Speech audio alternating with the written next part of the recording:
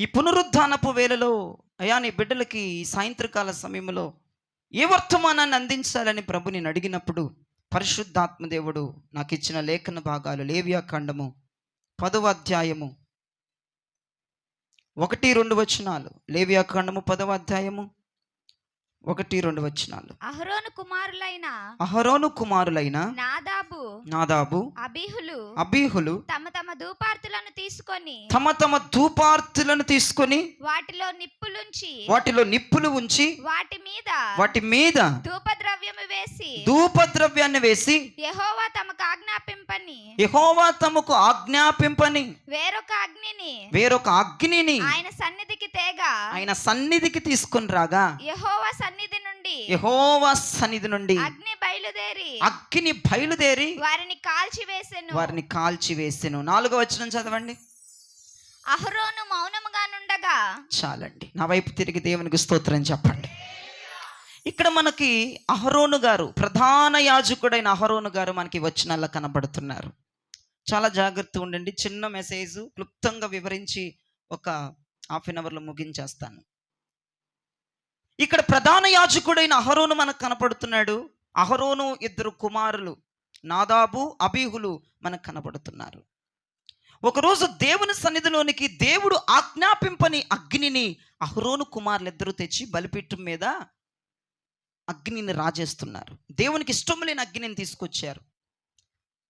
దేవునికి నచ్చని అగ్నిని తీసుకొచ్చి బలిపీఠం మీద ధూపార్తి వేస్తూ ఉన్నారు. వెంటనే దేవుని కోపం వచ్చింది. దేవుని కోపం వచ్చి ఆకాశ అంతరిక్షాలు తెరిచి బలమైన అగ్నిని వారి మీదకు దింపి వారిని చంపేశాడు, బూడిద చేసేశారు. తండ్రి అక్కడే నిలబడి చూస్తున్నాడు, కానీ మౌనముగా ఉండి ఆయన చూస్తున్నాడు. దేవునికి స్తోత్రం. 4వ వచనంలో చదివాం, ఇదిగో సొంత పిల్లలు అగ్నికి దాహుదైపోయి అగ్నికి కాలిపోతుంటే ప్రధాన యాజకుడైన అహరోను గారు మౌనంగా నిలబడి చూస్తున్నాడు. మౌనంగా నిలబడిపోయి చూస్తున్నాడు. ఏం మాట్లాడట్లేదు. తన పేగు తెంచుకొని పుట్టిన బిడ్డలు, తన సొంత కుమారులకి అన్యాయం జరుగుతున్నా, తన సొంత కుమారులే బూడిదైపోతున్నా, అగ్నికి దాహుదైపోతున్నా, వారి శరీరాల మీదకి యెహోవా అగ్ని దిగివచ్చి వారిని కాల్చివేస్తున్న తండ్రి అలా చూస్తూ మౌనంగా ఉండిపోయాడు. ఇదే అహరోను గారి గురించి ఇంకొక మాట కూడా నేను మీకు చూపిస్తా, చూడండి. సంఖ్యాకాండం 16వ అధ్యాయము 45వ వచనం నుండి 48 వచనాలు చదివి పెట్టండి. సంఖ్యాకాండం 16వ అధ్యాయం 45 నుంచి 48 వరకు. క్షణములో నేను వారిని చంపేస్తాను. మోషేకు యెహోవా సెలవీయగా వారు సాగిలపడిరి. వారిద్దరు, అహరోను గారు మోషే గారు సాగిలపడిరి. అప్పుడు మోషే గారు, నీవు ధూపార్తిని తీసుకొని, అహరోను నీవు ధూపార్తిని తీసుకొని బలిపీఠపు నిప్పులతో నింపి, బలిపీఠము మీద ఉన్న నిప్పులతో ఆ ధూపార్తిని నింపి ధూపము వేసి వేగముగా సమాజం దగ్గరికి వెళ్ళిపోయి వారి నిమిత్తము ప్రాయశ్చిత్తము చేయము. కోపము యెహోవా సన్నిధి నుండి బయలుదేరెను. తెగులు మొదలు పెట్టనని అహరోనుతో చెప్పగా, తెగులు మొదలైపోయింది అహరోను అని చెప్పగా, మోషే చెప్పినట్లు అహరోను వాటిని తీసుకొని సమాజము మధ్యకు పరిగెత్తుకొని పోయినప్పుడు తెగులు జనులలో మొదలు పెట్టి ఉండెను. కాగా అతడు ధూపాన్ని వేసి ఆ జనుల నిమిత్తము ప్రాయశ్చిత్తము చేసెను. అతడు చచ్చిన వారికిని బ్రతికి ఉన్న వారికి మధ్యలో నిలవబడగా చేతులెత్తి ప్రభుకి స్తోత్రం చెప్పండి. తెగులు ఆగిపోయింది. వినండి, తన సొంత కుమారులు అగ్నికి దాహుదై చనిపోతుంటే అహరోను ఏమీ మాట్లాడలేదు. తన సొంత బిడ్డలే, పేగు తెంచుకొని పుట్టిన బిడ్డలే అదిగో యెహోవా అగ్నికి దాహువైపోతుంటే, ఆయన కోపానికి వారు బలైపోతుంటే సొంత పిల్లల్ని చూస్తా కాముగా అయిపోయాడు. కానీ ఇక్కడ చదివిన అహరోను, అక్కడ చదివిన అహరోను వేరు కాదు, ఇద్దరు ఒకటే. లేవియా కాండములో చదివిన అహరోను, సంఖ్యాకాండములో చూసిన అహరోను ఒకటే. కానీ లేవ్యా కాండములో తన పిల్లల్ని యెహోవా శిక్షిస్తున్నప్పుడు అహరోను ఏమీ మాట్లాడలేదు. తన బిడ్డల్ని యెహోవా అగ్ని వచ్చి కాల్చేసి బూడి చేస్తుంటే ఏమీ అహరోను మాట్లాడలేదు. కానీ సమాజం మీదకి తెగులు వస్తే, ఇజ్రాయేలు ప్రజల మీదకి యెహోవా తెగులు దిగుతుంటే, యెహోవా కోపాగ్ని దిగుతుంటే, యెహోవా శాపము దిగుతుంటే, యెహోవా నాశనము ఇజ్రాయేలు ప్రజల మీద దిగుతూ ఉంటే ఒక్క క్షణము కూడా ఆగలేకపోయాడు అహరోను. దేవునికి స్తోత్రం చెప్పండి. ఒక్క క్షణము కూడా ఆగలేకపోయాడు. ప్రియ దైవజనమా, తన సొంత బిడ్డలు అగ్నికి దాహమైపోతుంటే అలా మౌనంగా నిలబడి చూస్తున్నాడు. అదే ఇజ్రాయేలు ప్రజలు అగ్నికి దోహదైపోతుంటే, ఆయన శాపానికి గురైపోతుంటే, ఆ తెగులకు గురైపోతూ ఉంటే అలా చూసి ఆగలేకపోయాడు. వెంటనే మోషే అహరోన్ని పిలిచాడు. నువ్వు వెంటనే ధూపార్తిని తీసుకో, ఆ ధూపార్తిలో ఇదిగో బలిపీఠం మీద ఉన్న నిప్పులన ఆ ధూపార్తిలో నువ్వు వేసుకో, దాని మీద ధూపద్రవ్యములు వేసి నువ్వు బయలుదేరు. ఎందుకంటే యెహోవా తెగులు ఇజ్రాయేలు ప్రజల మీద మొదలైపోయింది. చాలామంది ఇప్పటికే చనిపోయారు. అహరోను నువ్వు గబగబ కానిచ్చని చెప్తే వెంటనే ధూపార్తి తీసుకున్నాడు. బలిపీఠం మీద ఉన్న నిప్పులు ధూపార్తులు వేశాడు. దాని మీద ధూపద్రవ్యాలు వేసి ఆయన ఎలా అంటున్నాడంట, పరిగెడుతున్నాడు. నిదానంగా వెళ్ళట్లా, పరిగెత్తుకుంటూ వెళ్ళిపోయి చచ్చిన వారికి బతికిన వారికి మధ్యలో నిలబడి ధూపం వేస్తుంటే తెగులు ఆగిపోయెను. Praise the lord. తెగులు ఆగిపోయెను. ఇక్కడ యాజకత్వం కనపడుతుంది మనకి. ఒక యాజకుడు ఎలా పని చేయాలో, ఒక యాజకుడు ఎలా ఆలోచించాలో, ఒక యాజకుడు దేని కొరకు తప్పించాలో దేవుడు క్లియర్గా అహరోనును చూపిస్తున్నాడు మనకి. దైవజనుడు, యాజకుడు అంటే ఎవరు? దైవజనుడు. ఒక దైవజనుడు ఎటువంటి పాలన చేయాలి, ఒక దైవజనుడు ఎటువంటి ప్రాయశ్చిత్తం చేయాలి, ఒక దైవజనుడు ఎటువంటి పని చేయాలంటే తన కుటుంబాన్ని కూడా పట్టించుకోకుండా అహరోను అనబడుతున్న ప్రధాన యాజకుడు, దైవజనుడు సంఘము కొరకు, తన సమాజము కొరకు దేవుడు తెగులు తన సమాజములో మొదలైపోతుందని వెంటనే రియాక్ట్ అయ్యాడు. దేవునికి స్తోత్రం. తన కుటుంబము దాహుదైపోతున్నా, తన కుటుంబం నాశనం అయిపోతున్నా, తన కుటుంబం వల్ల కాట్లు కలిసిపోతున్న అహరోను మౌనముగా ఉన్నాడు, పట్టించుకోట్ల. అది యాజకత్వం, అది యాజక ధర్మం. తన కుటుంబాన్ని సైతం లెక్క చేయకుండా, తన సొంత బిడ్డలే చనిపోతుంటే మౌనంగా ఉన్నాడు. కానీ కళ్ళ ఎదుట సమాజం, ఇజ్రాయేలు ప్రజలు చనిపోతుంటే మౌనంగా ఉండలేకపోయాడు అహరోను. అదేనండి నిజమైన యాజకత్వం అంటే. ఏ దైవజనుడితే సంఘము కొరకు పనిచేస్తాడో, ఏ దైవజనుడితే సమాజం కొరకు పనిచేస్తాడో, ఏ దైవజనుడితే విశ్వాసుల కొరకు పనిచేస్తాడో వాడే నిజమైన యాజకుడని బైబిల్ సెలవిస్తుందండి. వాడే నిజమైన యాజకుడు. కుటుంబము కొరకు పనిచేసేవాడు యాజకుడు కాదు, కుటుంబం కొరకు దాచేవాడు యాజకుడు కాదు, కుటుంబ బాగోతులు చూసుకునేవాడు యాజకుడు కాదు. ఎప్పుడు సంఘక్షేమాన్ని చూసేవాడు యాజకుడు, సంఘక్షేమాన్ని పట్టించుకునేవాడు యాజకుడు, దైవజనుడు. సంఘక్షేమాన్ని పట్టించుకోవాలి, సంఘాన్ని పట్టించుకోవాలి. సంఘం యొక్క ఊపిరే దైవజనుడు ఊపిరే, సంఘం యొక్క ప్రాణమే దైవజనుడు ప్రాణం. ఇక్కడ నేనేమి అబద్ధం చెప్పట్లేదు, మీరే చూశారు. లేవ్యా కాండములో బిడ్డలు చనిపోతుంటే మౌనంగా ఉన్నాడు అహరోను. సంఖ్యాకాండంలో 17వ అధ్యాయంలోకి వచ్చేటప్పటికి సమాజం అంతా చనిపోతుంటే మౌనంగా ఉండలేకపోయాడు. దాని పేరే యాజకత్వం అని పాత నిబంధన ప్రూవ్ చేసింది. ప్రియ దైవజనమా, అదే యాజకత్వం, అదే యాజకత్వం. క్రొత్త నిబంధనలో కూడా అటువంటి యాజకత్వం ఉంది. యాజకత్వం అంటే ఎప్పుడు ఒకేలాగా ఉంటుంది, మారదు.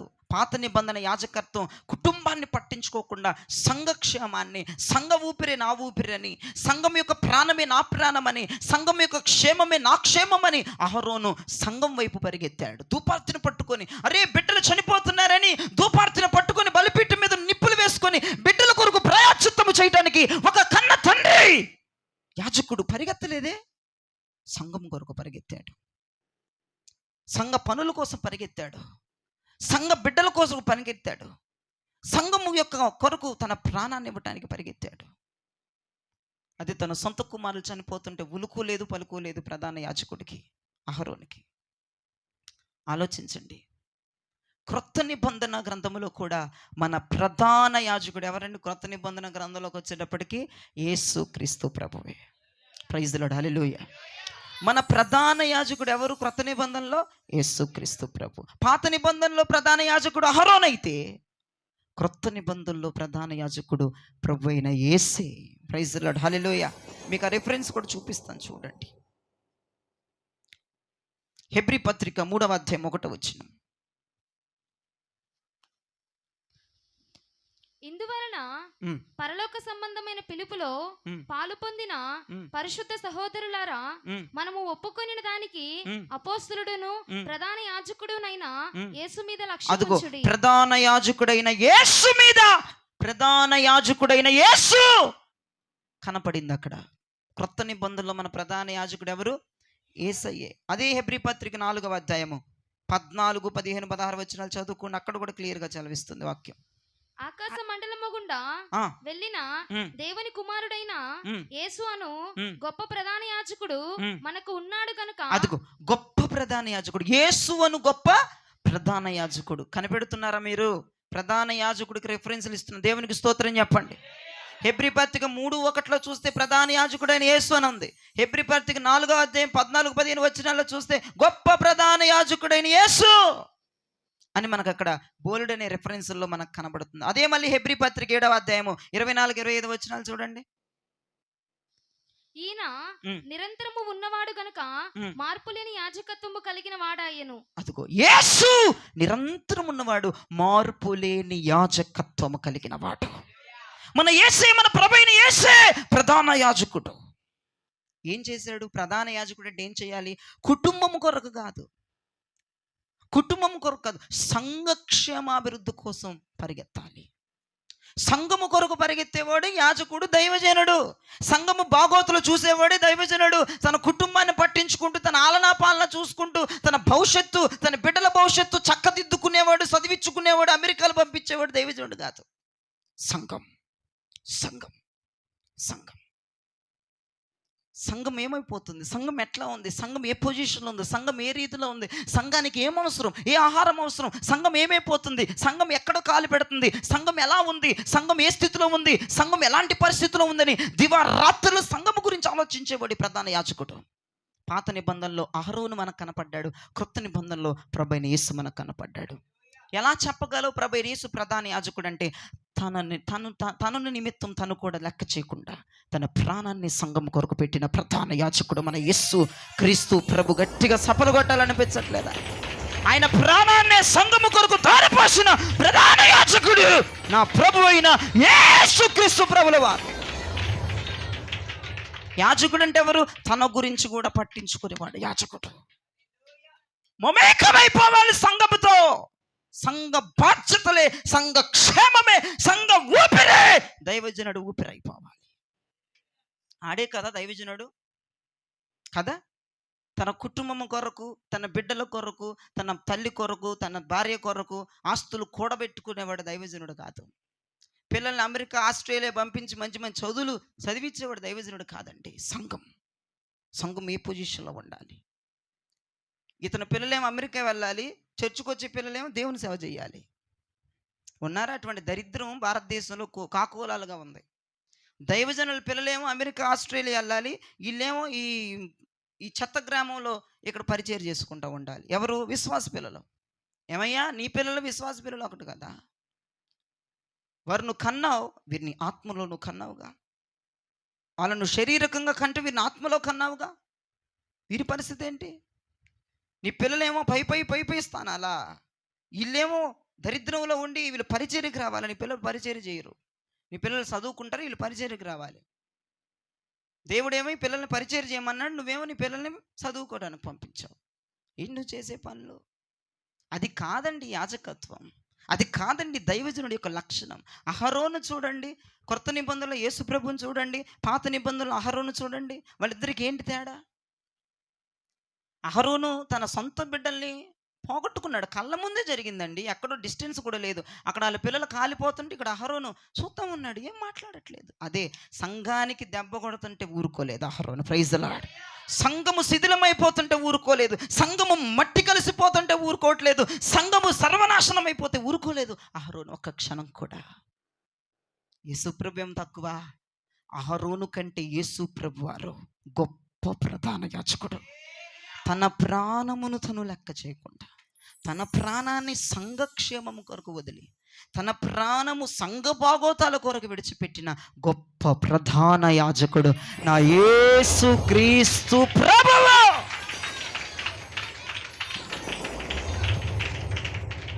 దేవుణ్ణి ప్రకటిస్తున్నాను నేను, యేసుక్రీస్తు ప్రభుని ప్రకటిస్తున్నాను. ఆయనలో ఉన్న మంచి లక్షణం, అహరోను కంటే గొప్పవాడు యేసయ్య. అహరోను తన బిడ్డల్ని పోగొట్టుకున్నాడు అంతే, కానీ యేసు తన ప్రాణాన్ని పోగొట్టుకున్నాడు. క్రొత్త నిబంధనలో యాజకత్వం ఎంత టఫ్గా ఉందో చూడండి. తను మైమర్చిపోయి తన ప్రాణమును పోగొట్టుకోవటానికైనా సంఘము కొరకు వెనుకాడిన వాడు ప్రధాన యాజకుడు. అట్టంటి వాళ్ళు ఉంటే చెప్పండి, ఉన్నారండి భారతదేశంలో, ఉన్నారండి ప్రపంచంలో. ఆ కొర ఈ కొర కనపడుతూ ఉంటారు గొప్ప దైవజనులు. తన కుటుంబాన్ని పట్టించుకోరు, తన ఆరోగ్యాన్ని పట్టించుకోరు, తన హెల్త్ని పట్టించుకోరు. సంఘం సంఘం సంఘం సంఘం, వారి ప్రాణం, వారి ఊపిరి, వాళ్ళ రక్తం సంఘం. వారే నిజమైన ప్రధాన యాజకులు. కుటుంబాన్ని మా అమ్మ అంటూ ఉంటుంది, నువ్వు మమ్మల్ని పట్టించుకో, ఈదులను పట్టించుకుంటావు. అదే నిజమైన ప్రధాన యాజకత్వం, అదే ప్రధాన యాజకత్వం, అదే ప్రధాన యాజకుడి లక్షణం. అదేనండి, సేవలోకి వచ్చినప్పుడు సంఘం కొరకు సమర్పించుకొని రావాలి. సంఘానికి చీమ కొడితే నీ కుట్టినట్టుగా ఫీల్ అయిపోవాలి. సంఘానికి దారిద్ర్యం అయితే నువ్వు దాంట్లో ఉన్నట్టుగా ఫీల్ అయిపోయి వారి కొరకు నువ్వు దివారాత్రులు ప్రార్థన చేయాలి. అరకొర కనిపిస్తున్నారు ప్రధాన యాజకత్వం, సరిగ్గా చేసేవాళ్ళు అరకొర కనిపిస్తూ ఉన్నారు. చాలామంది, ఎక్కువ శాతం 90% అండి దైవజనులు వారి యొక్క ఆరోగ్యం, వారి కుటుంబ బాధ్యత, వారి యొక్క సంతోషం, వారి యొక్క ఆనందం. కొంతమంది చూస్తే చెప్పుకోకూడదు కానీ మీకు తెలియాలని చెప్తున్నా, కొంతమంది చూస్తే ఈ సంఘం ఇస్తున్నటువంటి డబ్బుతో షికారులు చేస్తారు. అవసరమా? షికారులు ఏడికి పోతావు? ఏడకి షికారులు? ఎక్కడెక్కడికో పోతూ ఉంటారు, ఫ్యామిలీ ట్రిప్స్ వేస్తూ ఉంటారు. మరి బాబు, ప్రధాన యాజకత్వం అది కాదురా నాయన. ట్రిప్పులు వేయడానికి, షికారులు వేయడానికి అది కాదు దైవజనుడి యొక్క లక్షణం. దివారాత్రులు సంఘము కొరకు నీ ప్రాణము ఖర్చు పెట్టాలి. ఏంటి? విశ్వాసులు రక్తం. ఒక దైవజనుడు అన్నాడు, విశ్వాసులు వేసి ఒక్కొక్క రూపాయి అంట అది మీ రక్తం అంట. దైవజనులు రక్తాన్ని తాగుతున్నారంట, విశ్వాసుల రక్తాన్ని. ఒక గొప్ప దైవజనుడు అన్నాడండి, ఒక దైవజనుడు వచ్చి చెప్తున్నాడు, ఒరే నువ్వు కాళ్ళకి వేసుకున్న చెప్పులు విశ్వాసుల రక్తమురా, జాగ్రత్తగా తొక్కు, జాగ్రత్తగా నడువు, జాగ్రత్తగా నడువు. విశ్వాసుల రక్తం అది, నువ్వు కాళ్ళకి వేసుకున్న చెప్పులు, జాగ్రత్త. నువ్వు తింటున్న తిండి విశ్వాసుల రక్తం అది, జాగ్రత్త జాగ్రత్త జాగ్రత్త అని ఒక గొప్ప దైవజనుడు చెప్పాడండి. ఏంటండి యాజకత్వం? బైబిల్లో ఒకటి చెప్తుంటే బయట ఒకలాగా ఉంటుంది యాజకత్వం. దైవజనుడి యొక్క లక్షణం, బైబిల్లో ఒక యాజకత్వం ఉంది, బయట ఇంకొక యాజకత్వాన్ని నిర్వహిస్తున్నారు దైవజనులు. అది కాదండి, నీకు తెలియాలని చెప్తున్నాను నేను. విశ్వాసులు ఇచ్చే ప్రతి రూపాయి కూడా చాలా వాల్యుబులే. అది మీ రక్తముతో కూడింది, అది మీ చెమట రక్తముగా చేసుకుని మీరు ఇస్తున్న కానుక. ఎలా ఉపయోగించాలి దైవజనుడు, ఎలా వాడాలి దైవజనుడు, దేనికి ఉపయోగించాలి ఆలోచించండి ఒకసారి. అక్కడ అహరోను తన కుటుంబాన్ని, తన పిల్లల్ని సైతం లెక్క చేయకుండా సంఘము కొరకే తన ప్రాణాత్మ దేహాలు అర్పించాడు. ఇక్కడ యేసుక్రీస్తు ప్రభు తన ప్రాణాన్ని లెక్క చేయకుండా గొప్ప ప్రధాన యాజకుడుగా పేరు పొందుకున్నాడు. దేవునికి స్తోత్రం కలుగును గాక. ఈ రోజున మరి మీరెవరు? ఈ రోజున మీరందరెవరు? యేసు రక్తముతో కడగబడి బాప్తిజమును పొందిన ప్రతి ఒక్కరు రాజులైన యాజక సమూహముగా మనందరం పిలువబడుతున్నాం. దేవునికి స్తోత్రం కలుగును గాక. మీరందరూ యాజకులే. క్రొత్త నిబంధన గ్రంథ ప్రకారము మీరందరూ కూడా యాజకులే, రాజులైన యాజక సమూహం మీరందరూ కూడా. ఇప్పుడు చూడండి, ఒక దైవజనుడి యాజకుడు కాదు, మీరు కూడా యాజక సమూహమే. మీరు కూడా రాజులైన యాజక సమూహం. ఎందుకంటే నేను చూపిస్తున్నాను చూడండి రిఫరెన్స్. 1 పేతురు 2వ అధ్యాయం 9వ వచనంలో క్లియర్గా అక్కడ పేతురు భక్తుడు చెప్తూ ఉన్నాడు. 1 పేతురు 2వ అధ్యాయం 9వ వచనం. అయితే మీరు చీకట్లో నుండి ఆశ్చర్యకరమైన తన వెలుగులోనికి మిమ్మును పిలిచిన వానిని గుణాతిశయములను ప్రచురము చేయి నిమిత్తము ఏర్పరచబడిన వంశమును రాజులైన యాజక సమూహమును పరిశుద్ధ జనమును దేవుని సొత్తైన ప్రజలై ఉన్నారు. ప్రైజ్ లార్డ్ చెప్పండి. రాజులైన యాజక సమూహములుగా మీరు పిలువబడుతున్నారు. ఇప్పుడు నువ్వెవరివయ్యా? యేసు రక్తంతో కడగబడి నువ్వెవరివి? యాజకుడివి. యేసు రక్తంతో కడుగుబడిన నువ్వెవరివి? రాజులైన యాజక సమూహం మీరందరూ కూడా. యాజకుడు ఏం చేయాలని చెప్పాను? యాజకుడు ఏం చేయాలని చెప్పాను? ప్రాయశ్చిత్తము చేయాలి. ప్రైజ్ లార్డ్ చెప్పండి. ధూపార్తిని పట్టుకొని బలిపీఠం మీద ఉన్న నిప్పులను ధూపార్తిలో వేసుకొని ధూప ద్రవ్యములతో ప్రాయశ్చిత్తము చేయాలి. అది యాజకుడు చేసే పని. ఇప్పుడు మీరందరూ ఎవరు? డౌట్ లేదు చెప్పండి. మీరందరూ యాజకులే. ఇప్పుడు మీరేం చేయాలి? ఒక 3 విషయాలు చెప్తాను. అహరోను చేసింది ఒక 3 విషయాలు చెప్తాను. అహరోను ఎవరని చెప్పుకుంటున్నాం మనం? ప్రధాన యాజకుడు. యేసుప్రభు వారు ఎవరని చెప్పుకుంటున్నాం? గొప్ప ప్రధాన యాజకుడు. ప్రైజ్ లార్డ్ చెప్పండి. దైవజనుడు ఎవరు? ప్రధాన యాజకుడు. ఇప్పుడు మీరందరూ ఎవరు? ప్రధాన యాజకులు. రాజులైన యాజక సమూహం మీరందరూ ప్రధాన యాజకులే. మీరు కూడా యాజకులే. 1 పేతురు పత్రిక ప్రకారం. ఇప్పుడు యాజకుడు ఏం చేశాడో, అహరోను ఏం చేశాడో, ఇప్పుడు మీరందరూ కూడా అదే చెయ్యాలి. ఎందుకంటే మనం కూడా యాజకులేం కదా. నేను ఒక్కడిని కాదు. అయ్యా యాజకులు అంటే దైవజనులు కదా, మేము కాదు కదా అంటారనే మీకు 1 పేతురు చూపించా. మీరు కూడా రాజులైన యాజక సమూహమే అని. ఇప్పుడు యాజకుడు చేసిన పని మీరు చేస్తే తెగులును మనం ఆపగలము, శాపాన్ని మనం ఆపగలము, దారిద్ర్యాన్ని మనం ఆపగలము, ప్రతి ఒక్క చీకటి బంధకాలను మనం ఆపేయగలం. అదిగో దేవుని వద్ద నుంచి వచ్చినటువంటి తెగులుని అహరోను ఆపగలిగాడు. అహరోను ఎవరు? యాజకుడు. ఎలా ఆపాడు? అసలు ఎందుకు వచ్చింది తెగులంటే, ఈ ఇజ్రాయేల్ ప్రజలు ఉన్నారు కదా, దేవునికి విరోధంగా పాపం చేశారు. అంతేకాదు, మోషేకును అహరోనుకును ఇద్దరికి విరోధంగా సనిగారు. దైవజనులు తిట్టుకుంటున్నారు, దైవజనులు సనిగారు. వాళ్ళు మామూలు దైవజనుల అరకొర దైవజనుడు తిట్టినా నీకేమి రాదు. వాళ్ళు ఏర్పరచబడినటువంటి దైవజనులు, వాళ్ళు దేవుని చేత అభిషేకించబడిన దైవజనులు. వాళ్ళ ద్వారా ఎన్ని సూచిక మహత్కార్యాలు జరుగుతున్నాయో వాళ్ళని ఎట్లా పడితే అట్లా మాట్లాడుతున్నారు జనం. దేవుడు ఊరుకుంటాడా? ఏర్పరచబడిన దైవజనుడిని తిడితే దేవుడు ఏమన్నా మాట పండిస్తాడు వాళ్ళ మీద? అందుకే దేవునికి కోపం వచ్చింది. దేవునికి కోపం వచ్చి క్షణంలో చంపేస్తానన్నాడు ఇజ్రాయేల్ ప్రజల్ని. ఏమంటున్నాడు దేవుడు? వాళ్ళని క్షణంలో చంపేస్తానన్నమాట. క్షణమే కంటి రెప్ప అసలు మూసి తెరిచేలోపు చచ్చిపోతారు అన్నాడు. మోషేకి భయంకరమైన టెన్షన్ వచ్చేసింది. ప్రభువా, భయంకరమైన టెన్షన్తో మోషే ఉన్నాడు. వెంటనే అన్నయ్యని పిలిచేశాడు. అహరోను, ఎందుకంటే అతను ప్రధాన యాజకుడు. అహరోను, నువ్వు వెంటనే రారా బాబు, నువ్వు ధూపార్తిని పట్టుకో. దేవునికి స్తోత్రం చెప్పు. యాజకులు ఏం చేయాలి? ఫస్ట్ ఏం చేయాలి? ధూపార్తిని పట్టుకోవాలి. ధూపార్తిని పట్టుకొని బలిపీఠం మీద రక్తముతో ఉన్న నిప్పులను ధూపార్తిలో వేసుకో. రక్తము ఎందుకు నేను రక్తం అంటున్నానంటే, బలిపీఠం మీద బలి పశువు వధించిన తర్వాత ఆ బలిపీఠం మీద ఏం పడుతుంది? రక్తం. ఆ రక్తంతో ఉన్నటువంటి ఆ బలి పశువుని కాలుస్తారు. ఆ కాల్చినటువంటి నిప్పు రవ్వలు రక్తముతో కలిసి ఉంటాయి. జ్ఞాపకం చేసుకోండి. రక్తముతో కూడినటువంటి నిప్పులను ధూపార్తిలో వేయి. దాని మీద ధూపద్రవ్యాలు వేయి. ఇక పరిగెత్తు. నిదానంగా నడవద్దు, పరిగెత్తి చచ్చిన వారికి బతుకున్న వారికి మధ్యలో నిలబడు. తెగులు ఆగిపోయింది ప్రియదేవజనమా. తెగులు ఆగిపోయింది, శాపం ఆగిపోయింది, దారిద్ర్యం ఆగిపోయింది, దేవుని కోపం అట్లా ఆగిపోయింది అంతే. ఈ రోజున నీ మీదకు వస్తున్న దేవుని కోపం, నువ్వు అనుభవిస్తున్న దేవుని శాపం. కొంతమంది దేవుని శాపాలను అనుభవిస్తూ ఉంటారు.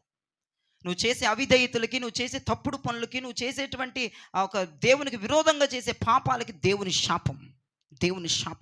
నీ మీదకు వస్తున్న రోగం దేవుని శాపం. నీ పిల్లలు పాడైపోవడానికి గల కారణం దేవుని శాపం. నీ పిల్లలు వేరే దోవ పట్టడానికి గల కారణం దేవుని శాపం. నీ కుటుంబం దారిద్ర్యములకు వెళ్ళిపోవటానికి దేవుని శాపమే. ఎందుకు దేవుని శాపం నీ మీదకి వచ్చిందో చెప్పమంటావా? నువ్వు దేవునికి విరోధమైన పాపము చేస్తున్నావు, దేవునికి ఆయాసకరమైన పనులు చేస్తున్నావు, దేవునికి నచ్చనటువంటి విషయాలు నువ్వు చేస్తున్నావు. కాబట్టి దేవుని శాపం నీ కుటుంబం మీదకి వచ్చింది. దేవుని శాపం నీ కుటుంబం మీదకి దిగొచ్చింది. అందుకే ఆ రోగం, అందుకే అప్పులు, అందుకే బలహీనతలు, అందుకే నీ పిల్లలు చెట్టుకోకలు పుట్టకోకలు అయిపోతున్నారు. అందుకే నీ పిల్లల్ని పరుగులు తీసేటట్లుగా మారిపోయారు. శాపం. దేవునికి విరోధముగా ఉంటున్నావు, దేవుడు చెప్పిన పనులు చేయట్లేదు, ఆయనకి విరోధమైన పాపాన్ని చేస్తున్నావు, అందుకే శాపం. నీ బిడ్డలు అలా తగలట్టారు. నీ పరువు తీసేటట్లుగా నీ బిడ్డలు ఉన్నారు, అది దేవుని శాపం. మరి ఏది కాదు. తెగులు ఎవరి దగ్గర నుంచి వస్తుందని చెప్పాను మార్నింగ్, దేవుని వద్ద నుంచే తప్ప ఎవడి వద్ద నుంచి రాదు. కరోనా టైంలో మీరే చూశారు, దేవుని వద్ద నుంచి భయంకరమైన తెగులు వచ్చింది. కొన్ని లక్షల మంది చనిపోయారు, పాత పెట్టడానికి కూడా స్థలం లేదు. అది దేవుని శాపం, అది దేవుని ఉగ్రత, అది దేవుని తెగులు. విరోధంగా పాపం చేస్తే నీ కుటుంబాల్లో కూడా అదే జరుగుతుంది. అదే జరుగుతుంది. నీ కుటుంబంలో డిస్టర్బెన్స్, నీ కుటుంబంలో మనస్పర్ధాలు, నీ కుటుంబంలో మనసు స్థిమితంగా లేకపోవటం, అది దేవుని శాపం అండి. అయ్యా ఇప్పుడు దేవుని శాపం ఆగిపోవాలని నేనేం చేయాలయ్యా? దేవుని శాపం ఆగిపోవాలంటే, నా మీదకైన శాపం రాకుండా ఉండాలంటే నేను ఏం చేయమంటావో చెప్పన్న వారు ఎంతమందో చేతులెత్తి దేవునికి స్తోత్రం చెప్పండి. బిగ్గరగా దేవునికి స్తోత్రం అని అరవండి. ఈ రోజున నువ్వు అనుభవిస్తున్న శాపం ఆగిపోవాలంటే నేను మూడు విషయాలు చెప్తా. అహరోను ఎవరు? ప్రధాన యాజకుడు. యేసుప్రభు ఎవరు? గొప్ప ప్రధాన యాజకుడు. మీరందరూ ఎవరు? యాజకులైన సమూహం మీరందరూ కూడా. ఆ అహరోను ఏం చేశాడో మనం కూడా అదే చెయ్యాలి. అహరోను ఏం చేశాడో మనం కూడా అదే చెయ్యాలి. ఏం చేశాడో చూద్దాం. చూడండి, సంఖ్యాకాండం 16వ అధ్యాయం 46వ వచనం చదవండి ఒకసారి.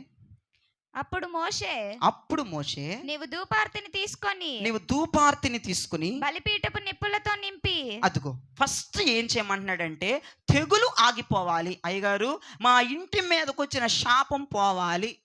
శాపాన్ని నేను ఆపగలగాలండి, దేవుని ఉగ్రతని నేను ఆపగలగాలండి, దేవుని కోపాన్ని నేను ఆపగలగాలండి. ఏం చేయమంటారు? ధూపార్తిని తీసుకో. ఏం చేయాలి? ధూపార్తిని తీసుకో. ధూపార్తిని తీసుకోగానే సరిపోదు. ధూపార్తిలో బలిపీఠం మీద రక్తముతో మిళితమై ఉన్న నిప్పులు ధూపార్తిలో ఉండాలి. అంతేకాదు, ధూపార్తిలో రక్తముతో మిళితమై ఉన్న నిప్పులే కాకుండా ఆ నిప్పుల పైన ధూపద్రవ్యములు ఉండాలి. అప్పుడు నువ్వు వెళ్ళాలి, బయలుదేరాలి. అప్పుడు తెగులాగిద్ది. నీ చేతిలో ధూపార్తి లేదు, బలిపీఠం మీద రక్తముతో మిళితమైన నిప్పులు లేవు, ఆ ధూపార్తిలో ధూపద్రవ్యాలు లేవు. ఇక ఎలా సాధ్యం? అది తెగులు ఆగదు. ఫస్ట్ అహరోను పట్టుకున్నదే ధూపార్తి. ప్రైజ్ ది లార్డ్ చెప్పండి. సంఖ్యాకాండం 7వ అధ్యాయం 14వ వచనములో మీరు ఒకసారి చూస్తే, సంఖ్యాకాండం 7వ అధ్యాయం 14వ వచనం. ధూపద్రవ్యముతో నిండిన 10 తులముల బంగారు ధూపార్తిని. అదిగో బంగారు ధూపార్తి. మళ్ళీ ఏంటండి? ఎండి కాదు, ఇత్తడి కాదు, రాగి కాదు. ఏం పట్టుకోవాలా? మా దగ్గర అంత డబ్బులు లేవు అయ్యగారు, ఇప్పుడు ఏడుకొనమని సత్తావు. నేను నువ్వు వెళ్ళి కొనుక్కోమని చెప్పట్లేదు. నేను 10 తులములు అంటే మళ్ళీ నువ్వు చచ్చిపోతావు అది కొనేపాటికి. 10 తులముల బంగారు ధూపార్తి. బంగారం దేనికి సాదృశ్యం అంటే బైబిల్ ప్రకారం పరిశుద్ధతకు సాదృశ్యం. ప్రియ దైవజనమా, నీవు ధూపార్తిని పట్టుకోవాలి, బంగారు ధూపార్తిని పట్టుకోవాలి. అంటే పరిశుద్ధమైనటువంటి ధూపార్తి. దాంట్లో ఏముండాలని చదివింది అమ్మాయి? ఫస్ట్ ధూపద్రవ్యాలు. ఏంటి? మళ్ళీ ఒకసారి చదవది. ధూపద్రవ్యముతో నిండిన 10 తులముల బంగారు ధూపార్తిని. 10 తులముల బంగారు ధూపార్తి. ధూపద్రవ్యములతో నిండిన అంటే ప్రార్థనా విజ్ఞాపనలతో నిండిన బంగారు ధూపార్తి. ప్రార్థనా విజ్ఞాపనలతో నిండిన పరిశుద్ధ మనస్సు. దానికి అర్థం అది. నువ్వు వెళ్ళి కొనుక్కొచ్చుకోవడానికి స్తోమత ఉన్న వాళ్ళు 10 తులాల కాదు 20 తులాలు కొంటామంటారు. లేని వాళ్ళు నా ముఖం కేసు చూస్తారని నన్ను కొనియమని. అది కాదు నేను చెప్తుంది. ధూపద్రవ్యాలంటే ప్రార్థనలు, విజ్ఞాపనలు. బంగారు ధూపార్తి అంటే పరిశుద్ధమైన హృదయం. అంటే ధూపద్రవ్యములు బంగారు ధూపార్తి అనగా ప్రార్థనలు, విజ్ఞాపనలతో కూడిన పరిశుద్ధ మనస్సును పట్టుకోవాలి. పరిశుద్ధ హృదయం. ఆ పరిశుద్ధ హృదయంలో ప్రార్థనలు, విజ్ఞాపనలనే ధూపార్తులు ఉండాలి. అది నేను చెప్తుందండి. బంగారు ధూపార్తి అంటే అర్థం ఏంటి? పరిశుద్ధమైన హృదయం. ధూపద్రవ్యములు అంటే ప్రార్థనలు, విజ్ఞాపనలు. ఇప్పుడు రెండు కలపండి. ప్రార్థనలు, విజ్ఞాపనలతో కూడిన పరిశుద్ధ హృదయాన్ని పట్టుకొని నువ్వు వెళితే తెగులు ఆగిపోద్ది. ప్రైజ్ ది లార్డ్ చెప్పండి. అదేంటి? ఇంకోటి చెప్పానుగా, మర్చిపోయారా? రక్తముతో మిళితమైన బలిపీఠం మీద ఉన్న రక్తముతో మిళితమైన నిప్పులు మన ధూపార్తిలో. అయ్యగారు నిప్పు మింగమంటున్నారు ఏంటయ్యా? పరిశుద్ధ హృదయం అన్నావు, హృదయం ఎక్కడ చచ్చిద్దో నాకు తెలియదు. అది మళ్ళీ దాంట్లో నిప్పులు వేయాలంట. ఆ పరిశుద్ధ హృదయంలో నిప్పులు అంటే అది ఎలాంటి నిప్పులు అంట? రక్తముతో కూడిన నిప్పులు. రక్తము దేనికి సాదృశ్యం అంటే విమోచనకు సాదృశ్యం. నిప్పులు దేనికి సాదృశ్యం అంటే పరిశుద్ధాత్మకు నిప్పు సాదృశ్యం, మంట. వినండి, అంటే విమోచనతో కూడిన పరిశుద్ధాత్మ మన ధూపార్తిలో. నీకు ఒక్క మాటలో చెప్పాలంటే విడుదల కలగజేసే పరిశుద్ధాత్మ నీ పరిశుద్ధ హృదయముతో ఏకీభవించాలి. అంటే పరిశుద్ధాత్మ విడుదల కలిగించే పరిశుద్ధాత్మ సహాయముతో ప్రార్థనా విజ్ఞాపనలు అనేటువంటి ఆ పరిశుద్ధ హృదయమును కలిగి విడుదల కలిగించే పరిశుద్ధాత్మ సహాయముతోనూ ధూపమేస్తే తెగులు, అది ఎలాంటి తెగులైనా నిమిషాల మీద ఆగిపోతుందని ఈ రాత్రి దేవుడు నీతో మాట్లాడుతున్నాడు. నీ మీదకి ఏ తెగులు వచ్చిందో, నీ బిడ్డల మీదకి ఏ శాపం వచ్చిందో, నీ భర్త మీదకి ఏ శాపం వచ్చిందో, నీ కుటుంబం మీదకి ఏ దారిద్ర్యం అనే శాపాన్ని నువ్వు పొందుతున్నావో, ఆ శాపం ఆగిపోవాలంటే, ఆ తెగులు ఆగిపోవాలంటే ఎదుగో విజ్ఞాపనలు, ప్రార్థనలతో కూడిన పరిశుద్ధమైన హృదయముతో పాటుగా అదుగో విడుదల కలిగించే పరిశుద్ధాత్మ సహాయముతో నువ్వు ధూపమయ్యాలి. అంటే ధూపం అంటే అర్థం ఏంటి? 141వ కీర్తన 2వ వచనం ప్రకారము ప్రార్థన. చూడండి ఒకసారి, 141వ కీర్తన 2వ చరణం. నా ప్రార్థన ధూపము వలెను. చాలు. ప్రార్థన దేనికి సాదృశ్యంగా ఉంది? ధూపం. నువ్వు ధూపం ఎలా చేయాలి, నువ్వు ప్రార్థన ఎలా చేయాలి ఇప్పుడు చెప్తాను. చూడండి నా వైపు చూడండి. నువ్వు ప్రార్థన ఎలా చేయాలంటే బంగారు ధూపారతిని పట్టుకోవాలి. నువ్వు ప్రార్థన చేసేటప్పుడు నీకు ఎలా చేయాలో చెప్తున్నా విను. ధూపం వేయడం అంటే అర్థం ఏంటి? ప్రార్థన చేయటం. అమ్మా ధూపం వేయండి అని చెప్పేసి వదిలేయకూడదు. ఆ ప్రార్థన ఎలా చేయాలి అనేది కావాలి. ఆ ప్రార్థన ఎలా చేస్తే శాపం ఆగిపోద్ది, ఆ ప్రార్థన ఎలా చేస్తే ఈ దారిద్ర్యం పోద్ది, ఆ ప్రార్థన ఎలా చేస్తే నా రోగం మటుమాయమైపోద్ది, అసలు ఎలా చేయాలంటే నువ్వు వేసే ధూపము, నువ్వు చేసే ప్రార్థన బంగారు ధూపార్తిలో బలిపీఠం మీద రక్తముతో మిళితమై ఉన్న నిప్పులు వేసుకొని దానిపైన ధూప ద్రవ్యములు వేసుకొని ధూపం వేస్తే తెగులాగిపోతాయి. మీకు అర్థమైంది అనుకుంటున్నాను, ఎందుకంటే ప్రతి దానికి నేను అర్థం చెప్పాను. నువ్వు ప్రార్థన చేసేటప్పుడు ఇదిగో నువ్వు ప్రార్థన చేసేటప్పుడు ప్రార్థనలు, విజ్ఞాపనలు అనే ధూప ద్రవ్యములు, పరిశుద్ధమైనటువంటి హృదయం అనేటువంటి బంగారు ధూపార్తి, రక్తముతో అంటే విమోచనతో కూడిన పరిశుద్ధాత్మ, విడుదలతో కూడిన పరిశుద్ధాత్మ సహాయముతో, అంటే బలిపీఠం మీద రక్తముతో మిళితమై ఉన్నటువంటి విడుదలతో కూడిన పరిశుద్ధాత్మ సహాయముతో నువ్వు ప్రార్థన ధూపమయ్యాలి. అప్పుడు తెగులాగిపోద్ది. లేకపోతే ఎట్టబడితే అట్ట ప్రార్థన చేస్తే తెగులాగదు. బంగారు ధూపార్తి లేకుండా, బలిపీఠం మీద ఉన్న రక్తముతో మిళితమై ఉన్నటువంటి ఆ నిప్పులు లేకుండా, పరిశుద్ధాత్మ సహాయం లేకుండా ప్రార్థనలు చేస్తే నీ ప్రార్థనకి తెగులు ఆగటం కాదు కానీ ఇంకో 10 తరాలు వెళ్ళిపోతాయి తెగులు. నువ్వు చేసే ప్రార్థన అట్టుంటుంది. కొంతమంది అంటూ ఉంటారు, ఏంటో గారు ప్రార్థన చేస్తేనే రెచ్చిపోతాను దయ్యాలు, అందుకే నేను ప్రార్థన చేయను. సైతాను నువ్వు చేసే ప్రార్థన ఎట చేస్తున్నా, అట్ని రెచ్చగొట్టే ప్రార్థన కొంతమంది చేస్తారు. కొంతమంది నాకు తెలిసిన వాళ్ళు ఉన్నారు, దయ్యాలను రెచ్చగొట్టి వదిలేస్తారు అంతే. మామూలుగా పడిపోవు ప్రజల మీదకి వెళ్ళిపోయి. నువ్వు ప్రార్థన చేసేటప్పుడు ఒక చిట్కాలు నువ్వు పాటించాలి. ఇప్పుడు అహరోను ఏం చేశాడు? ధూపం వేసాడండి, తెగులు ఆగిపోయిందండి. ధూపం ఎలా వెయ్యాలో నువ్వు నేర్చుకోవాలి. ప్రార్థన ఎలా చేయాలో నువ్వు నేర్చుకోవాలి. ఇంకా ప్రార్థన ఎలా చేయాలో రాకపోతే ఇదిగో నువ్వు 40 సంవత్సరాల సర్వీస్ మళ్ళీ ఇది క్రైస్తవ్యం, 50 సంవత్సరాలు 60 సంవత్సరాలు, వామ్మో మామూలు హిస్టరీలు కాదు, ఒక్కొక్కరి లిస్టు తీస్తే మళ్ళీ సీనియారిటీలు పొందుకున్నారు క్రైస్తవ్యంలో. ఒక ఆయన అంటున్నాడు, మేము పుట్టుకు నుండి క్రైస్తవంలో 60 సంవత్సరాలు అండి ఇప్పుడు కన్నాడు. ఏం గొప్ప, ఏం విరగ తీసేసావు 60 సంవత్సరాల క్రైస్తవ్యంలో, ఏం విరగ తీసేసావయ్యా? కొంతమంది సీనియారిటీ పోస్ట్లో ఉంటారు, కొంతమంది అధికమైన వాళ్ళకి ఏమీ తెలియదు. ప్రార్థన ఎట్టా చేయాలో కూడా వాళ్ళకి తెలియదు. ఎలా చేయాలో ప్రార్థన? పరిశుద్ధమైన హృదయంలో ప్రార్థనలు, విజ్ఞాపనలనే ధూపద్రవ్యాలు కలిగి విడుదల కలిగించే పరిశుద్ధాత్మ సహాయముతో ధూపం వేయాలి, ప్రార్థన చేయాలి. అది కదా ప్రార్థన చేయడం అంటే. కొంతమందికి పరిశుద్ధాత్మ సహాయం ఉండదు, శరీరంతో ప్రార్థన చేసి ఆమేన్ అంటారు, అంతే అయిపోయింది. పరిశుద్ధాత్మతో ప్రార్థన చేసే వాళ్ళు ఎలా ఉంటారంటేనండి, అసలు వాళ్ళు మైమర్చిపోతారనమాట. అది పరిశుద్ధాత్మ సహాయంతో ప్రార్థన చేయడం అంటే.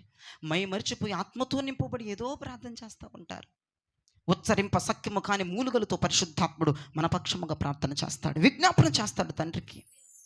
నువ్వు పరిశుద్ధాత్మ సహాయంతో ప్రార్థన చేయాలి అంటే బలిపీఠం మీద రక్తంతో మిలితమై ఉన్న నిప్పులతో నువ్వు ప్రార్థన ధూపం వేయాలి, ప్రార్థన చేయాలి. నిప్పులు లేవు, పరిశుద్ధాత్మ లేదు, ఎట్టబడితే ప్రార్థన చేసేస్తావు. అయిపోయిందా? ఆగిపోయిందా తెగులు? ఇంకెక్కువైంది, డబల్ అయింది. ఏంటయ్య గారు ప్రార్థన చేస్తా ఉన్నాం తెగులు ఆగట్లేదు, ప్రార్థన చేస్తా ఉన్నాం శాపం పోవట్లేదు, ప్రార్థన చేస్తా ఉన్నాం బిడ్డలు మారట్లేదు, ప్రార్థన చేస్తా ఉన్నాం భర్త మారట్లేదు. ఎందుకు మారతాడమ్మా? ఎందుకు మారతారు బిడ్డలు? ఎందుకు నీ సంసారం ఎందుకు బాగుపడిద్ది? నువ్వు ఎలా ప్రార్థన చేయాలి? ధూపార్తిని తీసుకో, బంగారం ధూపార్తింది అంటే నీ హృదయం అంతా క్లీన్ చేసాయి, పరిశుద్ధంగా పెట్టే. నీ హృదయం బంగారంగా ఉండాలి, వెండి కాదు, రాయి కాదు, ఎత్తడి కాదు, ఇనుము కాదు, ఏమీ కాదు, బంగారు ధూపార్తే కావాలి. అంటే పరిశుద్ధ హృదయమే కావాలి. నీ హృదయంలో ఉన్న చెత్త అంతా డిలీట్ చేసే, నీ హృదయంలో ఉన్న పనికి మాల స్వభావంతో తోచవతల పడి ప్రార్థన చేయి. విజ్ఞాపన ప్రార్థనలని ధూపద్రవ్యాలు వేయి, పరిశుద్ధ హృదయంలో వేయి. అంతేకాదు పరిశుద్ధాత్మ సహాయం కూడా కావాలి, విమోచన కలిగించే, విడుదల కలిగించే. అదిగో బలిపీఠం మీద ఉన్న రక్తముతో మిళితమైనటువంటి విడుదల కలిగించే పరిశుద్ధాత్మ సహాయం కూడా అందుకొని ధూపమై. ఇప్పుడు ఎందుకు జరగదు? ఎందుకు మారని భర్త? ఎందుకు మారని పిల్లలు? ఎందుకు పోదు శాపం? ఎందుకు పోదు దారిద్ర్యం? పోతుంది. సరిగ్గా ప్రార్థన చేయకే, సరిగ్గా ధూపమైకే ఆ తెగులు ఇంకా రెచ్చిపోతుంది నీ మీద, ఆ శాపం ఇంకా రెచ్చిపోతుంది, ఆ దారిద్ర్యం ఇంకా నీ మీదకి పని చేస్తుంది. దేవుడు పంపించే శాపం ఈరోజు ఆగిపోవాలంటే దేవుడే నీతో మాట్లాడుతున్నాడు. ఈ రకముగా నువ్వు ధూపం వేస్తే, ఈ రకముగా నువ్వు ప్రార్థన చేస్తే ఆ తెగులు అట్లానే ఆ నిమిషంలో ఆగిపోవడానికి ససిద్ధముగా ఉందని ప్రభు మాట్లాడుతూ ఉన్నాడు. Praise the Lord. Hallelujah, hallelujah. వినండి, విజ్ఞాపనలు ప్రార్థనలతో కూడిన పరిశుద్ధ హృదయమును విడుదల కలిగించే పరిశుద్ధాత్మ సహాయముతో ధూపమేస్తే తెగులు ఆగిపోద్ది. ప్రైజ్ ది లార్డ్ చెప్పండి. అహరోను ఏం చేశాడు? అదే చేశాడు కదా. బంగారు ధూపారతి తీసుకున్నాడు, బలిపీఠం మీద రక్తముతో మిళితమైన నిప్పులను దాంట్లో వేసుకున్నాడు, ధూపద్రవ్యాలను వేశాడు, ధూపం వేశాడు, తెగులు ఆగిపోయింది. ఈ రోజున నీ జీవితంలో అన్ని చీకటి శక్తులు, అంధకార శక్తులు, దురాత్మ శక్తులు, మాంత్రిక శక్తులు, చాతబడి శక్తులు సమస్తము వైదొలగిపోయి అట్లా ఆగిపోవాలంటే, ఆ తెగులు, ఆ ఉగ్రత, ఆ కోపము, దేవుని కోపం ఆగిపోవాలంటే నువ్వు అహరోను చేసినట్లుగా ఈ రాత్రి నుంచి నువ్వు చెయ్యాలి. చేసి చూడు, ఆగపోతే నన్ను వచ్చి అడుగు. చేసి చూడు, ఆ గొడవలు ఆగకపోతే నన్ను వచ్చి అడుగు. చేసి చూడు, నీ బిడ్డలు బాగుపడకపోతే నన్ను వచ్చి అడుగు. అలా చేసి చూడు. బంగారపు ధూపార్తి, ప్రార్థనలు, విజ్ఞాపనలు అనేటువంటి ధూపద్రవ్యాలు, బలిపీఠం మీద రక్తముతో మిళితమైన నిప్పులు అంటే విడుదల కలిగించే పరిశుద్ధాత్మ సహాయం చేసి చూడు. గొప్ప సాక్షిగా ఇక్కడే నా ప్రభు నేను వాడుకోబోతున్నాడు. నువ్వు అలా చేసి చూడు, నువ్వు అహరోను చేసినట్లుగా చేసి చూడు. వెంటనే ఎవరెవరు మాంత్రిక శక్తులు నీ కుటుంబం మీదకి పంపిస్తున్నారో తిరిగి వాళ్ళ కొంప మీదకి వెళ్తాయి. నేను చెప్తున్న తెగులు అలా ఆగిపోద్ది, శాపం అలా ఆగిపోద్ది, దరిద్రం అలా ఆగిపోద్ది. నువ్వు అనుభవించక్కర్లేదు. ప్రైజ్ ది లార్డ్ చెప్పండి. నీ పిల్లలు కూడా మారు మనసు పొంది చక్కగా ఏ క్లాస్ కూడా నీకు మంచి పేరు తెచ్చే వాళ్ళగా ఉంటారు నీ పిల్లలు కూడా. అవునండి, నేను చెప్పేది వాస్తవం. తెగులు ఆగిపోయే ప్రార్థన నా ప్రభు నీకు నేర్పిస్తున్నాడు ఈ రాత్రి. ఇంకోటి ఏం చేశాడు అహరోను? రెండోది ఏం చేశాడు? సంఖ్యాకాండం 6వ అధ్యాయము 16వ అధ్యాయము 47వ వచనం చూడండి. సంఖ్యాకాండం 16వ అధ్యాయం 47వ వచనం. మోషే చెప్పినట్లు అహరోను వాటిని తీసుకొని సమాజం మధ్యకు పరిగెత్తిపోయినప్పుడు. నా వైపు చూడు. మోషే చెప్పినట్లు అహరోను వాటిని తీసుకొని, ఏటిని తీసుకొని? బంగారు ధూపార్తిని, ధూపద్రవ్యాలని, బలిపీఠం మీద రక్తముతో మిళితమై ఉన్న నిప్పులను తీసుకొని ఎట్లా వెళ్ళాడంట? నిదానంగా ఇట్టు వెళ్ళాడా? నత్త నడిచినట్టు ఇట్టు వెళ్ళాడా? తాబేలు నడిచిదిలేండి. అది ఉలకతో పలకదు, అది వెళ్తుందో లేదో కూడా అర్థం అవుతావు. కొంతమంది ప్రార్థనలు అట్ట చస్తాయి. పరిగెత్తాలా? హలో, పరిగెత్తాలి. నత్త నడిచినట్టుగా, ఏదో తాబేలు నడిచినట్టుగా నడవకూడదు ప్రార్థన, పరిగెత్తాలి. ఎందుకంటే ఇప్పటికే జీవితం నాశనం అయిపోయింది, ఇప్పటికే నీ బిడ్డల బ్రతుకు నాశనం అయిపోయింది, ఇప్పటికే నీ భర్త జీవితం ఇక చేదాటిపోతుంది, ఇప్పటికే నీ కుటుంబ పరిస్థితి ఇగో తొలగిపోబోతుంది, వామ్మో అని పరిగెత్తడం ప్రారంభించాలి. ఇంకెప్పుడు నేర్చుకుంటారండి పరిగెత్తడం ప్రార్థనలో? ప్రార్థనా జీవితంలో ఒక కంగారు, ప్రార్థనా జీవితంలో అరే ఇప్పటికే ఇప్పటికే ఇప్పటికే ఇప్పటికే ఇప్పటికే ఇలా అయిపోయిందే నా జీవితం, ఇప్పటికే నా బంధువుల వర్గాలు నా వర్గములన్నీ ఇలా తగలడిపోయాయే, ఇప్పటికే చనిపోతున్నారు, బాప్తిజం లేక రక్షణ లేక చనిపోతున్నారు అని నీ ధూపార్తిని, నీ బంగారు ధూపార్తిని త్వరగా నువ్వు పట్టుకొని దాంట్లో రక్తముతో మిళితమైన నిప్పులను వేసుకుని దాంట్లో ధూపద్రవ్యాలను వేసుకొని పరిగెత్తాలండి. ఇప్పటికే లేట్ అయిపోయిందండి, ఇప్పటికే జీవితాలు సగం నాశనం అయిపోయినాయి, ఇప్పటికే నిప్పు అంటి సగం కాలి చచ్చున్నావు. ఏంటి ఇంకా నిర్లక్ష్యం నీది? బూడిదైపోక మునిపే, ఇంకా కొంతమంది చనిపోక మునిపే, ఇంకా నీ జీవితం అట్టడుగు స్థానంలోకి వెళ్ళిపోక మునిపే ఆ సగం కాలినటువంటి జీవితంతోనే నువ్వు పరిగెత్తి ప్రార్థన చేయగలిగితే, కంగారు కలిగిన ప్రార్థనలు చేయగలిగితే, ప్రభువా ఇదిగో నా యొక్క పరిశుద్ధ హృదయమును, ఇదిగో ప్రార్థనలు విజ్ఞాపనటువంటి నాయన ధూపద్రవ్యములతో కలిసిన నా పరిశుద్ధ హృదయముతో నేను ప్రార్థిస్తున్నానయ్యా. అయ్యా నాయన విడుదల కలిగించే పరిశుద్ధాత్మ సహాయముతో తండ్రి నీకు మొరపెడుతున్నాను, బ్రతికించు, తెగులు నాపయ్యా, తెగులు నాపయ్యా. ఇప్పటికే నీ తండ్రి మీదకి, ఇప్పటికే నీ భర్త మీదకి, ఇప్పుడే నీ జీవితం మీదకి, ఇప్పటికే నీ బిడ్డల మీదకి వచ్చి ఆ తెగులు సర్వనాశనం చేయట్లేదా? ఆ శాపము సర్వనాశనం చేయట్లేదా? ఆ రోగాలు సర్వనాశనం చేయట్లేదా? ఆ అప్పులు సర్వనాశనం చేయట్లేదా? ఆ మానసిక రుగ్మతను నిన్ను పీల్చి పిప్పి చేయట్లేదా? ఏడ రాదండి నీకు ఉలుకు, ఎక్కడ పరిగెత్తలేవండి, ఇంకా నత్తలాగా నడుస్తూ, ఇంకా నిదానంగా వెళుతూ, ఇంకా ఏం చూడాలనుకుంటున్నావు?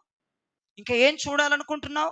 ఇంకా ఏ నష్టాన్ని చూడాలనుకుంటున్నావు? ఇంకా ఏ శాపాన్ని చూడాలనుకుంటున్నావు? ఇంకా ఏ దరిద్రాన్ని చూడాలనుకుంటున్నావు? ఇప్పుడు కంగారు లేకపోతే ఇంకెప్పుడు చూడాలనుకుంటున్నావు?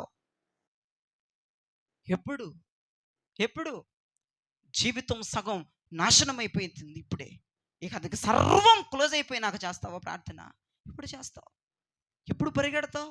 నీ ప్రార్థనలో ఎప్పుడు పరిగెత్తేటువంటి గుణం వస్తుంది? నువ్వెప్పుడు నడిచేదానివి ఎప్పుడు పరిగెడతావు? పరిగెత్తాలి, పరిగెత్తాలి. ఓటుకు డబ్బులు ఇస్తానంటే పరిగెత్తడం కాదు. ఓయ్ ఎదురోడు స్లిప్ కూడా తీసుకుంటున్నారండి కొంతమంది, దరిద్రం. అంతకన్నా ఇష్ట దరిద్రం ఇంకోటి లేదంటే అందరూ తీసుకున్నారు, నన్ను తిట్టుకోబాకండి, దేవునికి స్తోత్రం. మేము తీసుకోలేదండి ఆ పాపిష్టి వ్యవహారం. కొంతమంది ఏంటో డైలాగులు వేస్తూ ఉంటారు, కానీ ఏమో మీరు ఏమైపోయారు నాకు తెలియదు. కానీ ఓటుకి డబ్బులు ఇస్తారంటే పరిగెత్తావు, అది కూడా పనిలో సెలవు పెట్టి 1 గంట సెలవు ఇవ్వండి, ఏదో అయిపోయి వచ్చింది మా కొంపలు అని చెప్పొస్తావు. ఇది చెప్పు, స్లిప్ తీసుకుని రయ్యని 1000 రూపాయలు తెచ్చుకున్నావు, 1000 రూపాయలు తెచ్చుకొని ఏం తిని తెచ్చావు? ఎప్పుడు దాకా వచ్చినాయి 1000 రూపాయలు? మళ్ళీ పైపెచ్చు ఆడేవాళ్ళ ఈడిచ్చాడు, ఈటుకు పరిగెడతావు. ఇంకోటి ఇక్కడ నేను రాసుకొని వచ్చా, లోన్లు ఇస్తానంటే పరిగెడతావు, సంపాదన కోసం పరిగెడతావు, డబ్బు కోసం పరిగెడతావు, కానీ ప్రార్థన ఎబ్బే. అసలు నీ కొంతమంది ప్రార్థనలు నాకు యమా కోపం వస్తుంది, అసలు చిటపట అనిపోద్దు వాళ్ళు, అట్ట చేస్తారు ప్రార్థనలు కొంతమంది. వాళ్ళ ప్రార్థనలో ఆసక్తి ఉండదండి, వాళ్ళ ప్రార్థనలో శాపం ఆగిపోవాలి, మేము బాగుపడాలి, నా దేవునికి పరిశుద్ధంగా బ్రతకాలి, ఇప్పటికే నా జీవితం సగం అపరిశుద్ధంగా తగలడిపోయింది అన్న ఆసక్తి వారిలో కనపడదండి. పరిగెత్తే గుణాలు వాళ్ళకు ఉండవు ప్రార్థన జీవితాల్లో. లోకానుసారంగా అయితే యమా ఫాస్ట్గా పరిగెడతారు, ఎవడాగమన్నా ఆగరు. ఆలోచించండి ప్రియ దైవజనం, ఒకసారి దేనికోసం పరిగెడుతున్నావు? తాత్కాలికమైన వాటి కోసం పరిగెడితే ఏమి లాభం ఉండదు. నువ్వు పరిగెత్తవలసింది నీ భర్త జీవితం కొరకు, నీ బంధువుల జీవితం కొరకు. ఇప్పుడే వాళ్ళు సర్వనాశనం అయిపోయారు, ఇప్పటికే వాళ్ళు సగం కాలిపోయారు, ఇప్పటికే లోకంలోకి వెళ్ళిపోతారు. నువ్వు అలా వదిలేయొద్దు. నీ భర్తను కానీ, బిడ్డలు కానీ, కుటుంబాన్ని కానీ, సంసారాన్ని కానీ అలా విడిచిపెట్టొద్దు. నువ్వు బయట వాటికి పరిగెడుతూ లాభము కొరకు పరిగెడుతూ అదిగో జీవితాలు సర్వనాశనం చేసుకుంటున్నావు, సర్వనాశనం అయిపోతున్నాయి. ఆలోచించు, నువ్వు పరిగెత్తవలసింది దేని కొరకు? నువ్వు ప్రాకులాడవలసింది దేని కొరకు? నువ్వు ఆసక్తి కలిగిన దానిగా ఉండవలసింది దేని కొరకు? ఆలోచించు. అహరోను ఏం చేశాడంట? పరిగెత్తాడు, నిదానంగా నడుచుకొని అట్లా. ఇప్పటికే కొన్ని వేల మంది చనిపోయారు, అమ్మో ఇంకా బతికి ఉన్నవారు కూడా చచ్చిపోతారేమో, సజీవులు కూడా మృతులైపోతారేమో, వారు కూడా మట్టిలో కలిసిపోతారేమోనని అహరోను నడవకుండా పరిగెత్తుతున్నాడండి. నీకు రాదేంటండి ఆ పరిగెత్తడం? పరిగెత్తు, దేవునికి స్తోత్రం చెప్పు. నడుచుకుంటా చెయ్యొద్దు ప్రార్థన, పరిగెత్తు, ఆసక్తితో ప్రార్థించు. తెగులు ఆగిపోవటానికి ససిద్ధముగా ఉంది ప్రీతి విచనమ. పరిగెత్తు, పరిగెత్తు. నువ్వు నడిచే నడకలోనే జీవితాలు నాశనం అయిపోతాయి. పరిగెత్తు. సమాజం వల్లకాట్లో కలిసిపోతే పరిగెత్తు. సమాజము కొరకు ధ్వజమెత్తి ప్రార్థన చేయి. నీ ప్రాంతము కొరకు ధ్వజమెత్తి ప్రార్థన చేయి. అయ్యా, నా ప్రాంతంలో రక్షణ మారు మనసు లేకుండా అనేక మంది చనిపోతున్నారు. అయ్యా, పాతాళములోనికి వెళ్ళిపోతున్నారు. ఇప్పటికే సచ్చారు, ఇంకా సావడానికి సిద్ధమైపోతున్నారు. అయ్యా, వారిని రక్షించు, వారిని కాపాడు, వారి మీదకు తెగులు రాకుండా అజ్జయ్. నా భర్తను మారు మనసుతో నింపయ్యా, నా బిడ్డల మారు మనసుతో నింపయ్యా, నా భార్యను మారు మనసుతో నింపయ్యా, నా కుటుంబాన్ని మారు మనసుతో నింపయ్యా. ఆసక్తి. పరిగెత్తు, నిదానంగా చెయ్యొద్దు. పరిగెత్తు, పరిగెత్తు. కొంత జీవితం అన్నా దేవుని చేతులోనికి వెళ్ళబోతుంది. కొంతన్న నీ జీవితం ఆశీర్వాదంలోనికి దగ్గరగా ఉండబోతుంది. నీ జీవితం గనక నువ్వు పరిగెత్తి ఆసక్తితో గనక నువ్వు ప్రార్థన చేస్తే ఖచ్చితంగా తెగులు ఆగిపోయి నీ జీవితం, నీ సంసారాలు ఆశీర్వాదకరంగా దేవుడు చేయబోతున్నాడు, ఉంచబోతున్నాడని ఈ యొక్క మాట ప్రకారం ప్రత్యుత్తరం ఇస్తున్నాను. అంతేకాదు బంగారు ధూపార్తిని పట్టుకొని దానిలో బలిపీఠం మీదున్న రక్తముతో మిళితమైన నిప్పులను వేసుకొని ధూపద్రవ్యములను వేసుకొని పరిగెత్తుకుంటూ వెళ్ళటమే కాదు. 3వ పాయింట్ ఏంటంటే సంఖ్యాకాండం 16వ అధ్యాయము 48వ వచనములో చూస్తే ఇక 3వదిగా అతడు చచ్చిన వారికిని బ్రతికి ఉన్న వారికిని మధ్యను నిలవబడగా తెగులు ఆగెను. దేవునికి చేతులెత్తి స్తోత్రం చెప్పండి. అహరోను వెళ్ళాడు. అహరోను వెళ్ళవరే, చచ్చిపోయిన వాళ్ళని అక్కడ వదిలేయండిరా, బతుకున్న వాళ్ళు ఇట్రండిరా.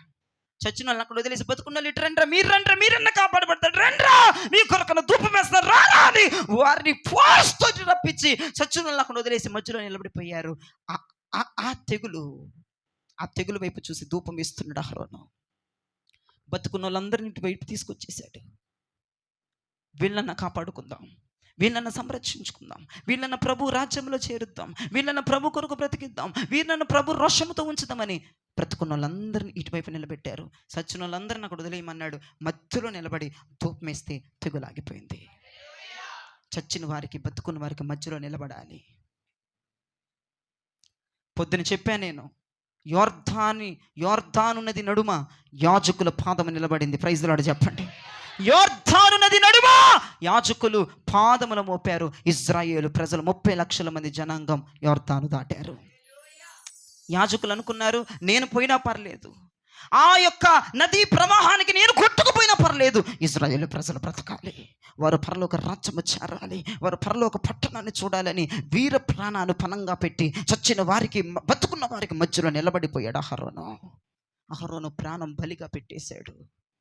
చచ్చిన వారికి, బతుకున్న వారికి మధ్యలో నిలబడిపోయాడు. నిలబడిపోయి ధూపార్తి వేస్తున్నాడు. వీరినన్నా బ్రతికించుకుందాం, వీరి మీదకున్న తెగులు రావద్దు, వీళ్ళ మీదకన్నా ఉగ్రత రావద్దు, వీరన్నా సురక్షితంగా ఉండాలి, వీరు మారు మనసు పొందాలి, వీరికి ప్రభు కొరకు తెలియచేయాలని వారిని బ్రతికించుకున్నాడు. ఎంతమంది చచ్చిన వారికి, బ్రతికున్న వారికి మధ్యలో నిలబడగలుగుతున్నారంటే మీ ప్రాణము కూడా లెక్క చేయకుండా ఎంతమంది ప్రార్థన చేయడానికి పూనుకుంటారు. అహరోను తన ప్రాణాన్ని కూడా లెక్క చేయకుండా తెగులును అట్టగించాడండి. తెగులును అట్టగించాడు.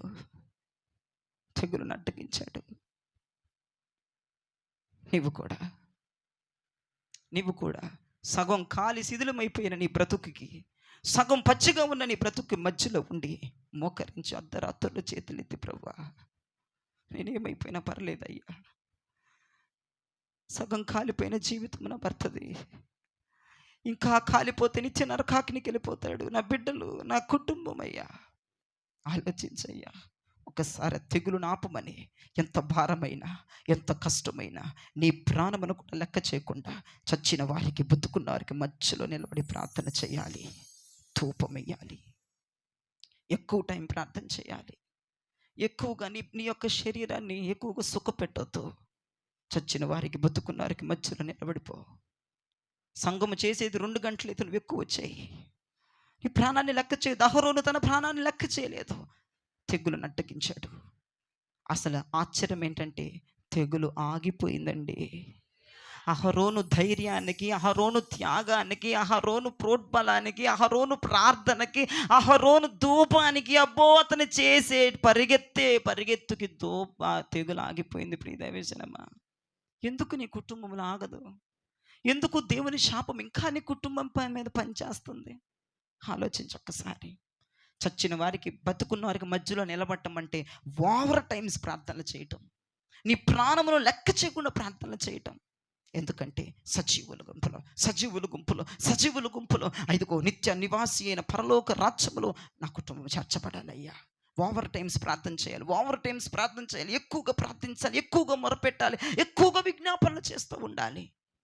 నీ ప్రాణమును సైతము లెక్క చేయకుండా నువ్వు అలా చేసినప్పుడు వెంటనే శాపాలు, దోషాలు ఏదున్న అట్టడుగు స్థానానికి పంపించేస్తాడు. నీ కుటుంబాన్ని తెల్లవారేసరికి తేజో నక్షత్రములాగా నీ కుటుంబాలు వెలుగుతో నింపబడతాయని సందర్భంగా సెలవిస్తున్నాను. ప్రియదైవజనం, ఇలా చేసి చూడండి. ఈరోజు ఇలా చేసి చూడండి. ఈ రోజు నుంచి నీ ప్రార్థన స్టైల్ మారిపోవాలి. నడిచేదానివి ఈ రోజు నుంచి ఏం చేయాలి? పరిగెత్తాలి. ఎక్కువసేపు పడుకుని, ఎక్కువసేపు తిని, ఎక్కువసేపు పని చేసేదని ఈరోజు ఏం చేయాలి? చచ్చిన వారికి బతుకున్న వారికి మధ్యలో నిలబడాలి. ఎక్కువ ఓవర్ టైమ్స్ ప్రార్థన చేయటం నేర్చుకోవాలి. ఎక్కువగా ప్రార్థన చేయాలి. నీ హృదయం పరిశుద్ధ హృదయంగా మార్చుకో. దానిలో ప్రార్థనలు, విజ్ఞాపనలైన ధూపద్రవ్యాలతో నింపుకో. అంతేకాదు హృదయం పరిశుద్ధం అయిపోగానే దాంట్లో ప్రార్థనలు, విజ్ఞాపనలు నింపుకోగానే సరిపోదు. బలిపీఠం మీద ఉన్న రక్తముతో కూడిన మిళితమైన నిప్పులు, ఆ ధూపద్రవ్యములు, ఆ బలిపీఠం మీద ఉన్నటువంటి ఆ నిప్పులు ధూపార్తులు వెయ్యి. విడుదలనిచ్చే పరిశుద్ధాత్మను పొంది నువ్వు ప్రార్థన చేయి. పరిగెత్తుతూ ప్రార్థన చేయి. ఇప్పుడే జీవితం సగం వేస్ట్ అయిపోయింది. నీ బిడ్డల జీవితం సగం కాలిపోయింది ఇప్పటికే. తల్లి, దయచేసి సొనుక్కోకుండా, తిట్టుకోకుండా, గొనుక్కోకుండా, జీవితం ఇంకా నీ కళ్ళ ముందే శిథిలమైపోయి పతనమైపోకుండా అట్లా ఉన్న జీవితాలు నువ్వు ఖచ్చితంగా వెలుగులోకి తీసుకురాగలవు. సగం కాలిన జీవితాన్ని మరలా నువ్వు బాగు చేయగలవు. సగం నష్టపోయిన జీవితాన్ని మరలా ఒక స్థాయికి నువ్వు తీసుకురాగలవు. తెగులును ఆపే శక్తి నా దేవుడు నీలోనే పెట్టి ఉన్నాడు. తెగులును ఆపే శక్తి రాజులోని యాజక సమూహం మనలో దేవుడు ఉంచాడు. ఆపుదాం తెగులు, ఆపుదాం ఆయన కోపాన్ని, ఆపుదాం ఆయన ఉగ్రతని, ఆపుదాం ఆయన శాపాన్ని. మన కుటుంబాన్ని బాగు చేసుకుందాం. మన కుటుంబాన్ని ఆశీర్వాదకరంగా ఉంచుకుందాం. మన కుటుంబంలో ఏ ఒక్కరూ నరకాగ్నిలోనికి వెళ్ళకుండా పరలోక పట్టణం, పునాదులు కలిగిన పట్టణంలోనికి వెళ్ళేటట్లుగా ఈ రోజు నుంచి అహరోను ఏ యాజకత్వం చేశాడో నీ ఇంటిలో కూడా ప్రతి ఒక్కరు అదే యాజకత్వాన్ని చెయ్యాలి. ఖచ్చితంగా నువ్వు మార్చుకోగలవు నీ భర్తని, నువ్వు మార్చుకోగలవు నీ బిడ్డల్ని, నువ్వు మార్చుకోగలవు నీ సంసారాన్ని, నువ్వు మార్చుకోగలవు నీ పరిస్థితుల్ని, నువ్వు తీర్చుకోగలవు అప్పుల్ని, నువ్వు బ్రతకగలవు ఒకళ్ళని తన్నేటట్లుగా, ఒకళ్ళు చంప మీద కొట్టినట్లుగా నువ్వు బ్రతకగలవు. సమాజంలో నువ్వు ఏదైనా చేయగలవు. నువ్వు తెగులుని ఆపే శక్తి నీలోనే ఉందని ప్రభు చెప్తున్నాడు. కానీ సరిగ్గా వాడక, సరిగ్గా చెయ్యక మనం ఇట్లా తగలడ్డం మన జీవితాలు. కాబట్టి ఈరోజు అహరోను ఏ యాజకత్వాన్ని చేశాడో అదే యాజకత్వం రాజులైన యాజక సమూహముగా పిలువబడుతున్న సంగమా నీవు నేను కూడా చేద్దాం. ఆ తెగులును ఆపేద్దాం. Praise the Lord. ఈ వాక్యమైన దేవుడు దీవించి మీ వినికిడిని ఆశీర్వదించి ఫలింపచేయును గాక.